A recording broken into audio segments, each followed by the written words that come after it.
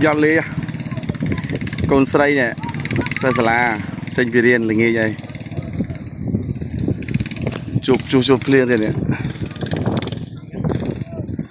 này lang sấy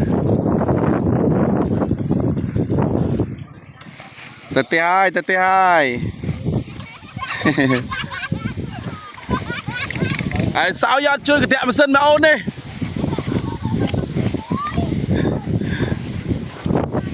tao ôm sao chụp thì nó ôn đấy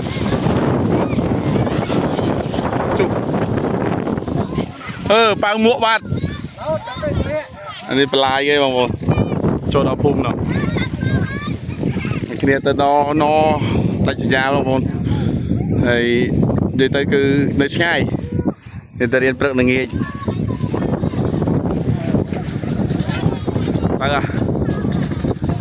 đặt vào túc phong pelot bat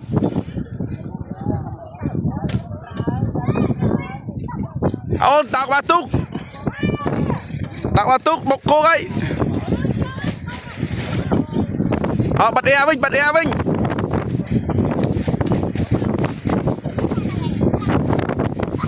con pro tới là với ai kia con sấy nè thiệt ca vậy lột tiệt yêu cái sao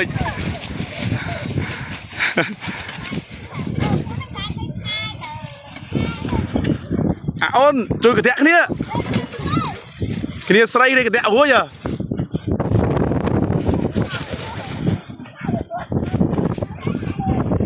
tao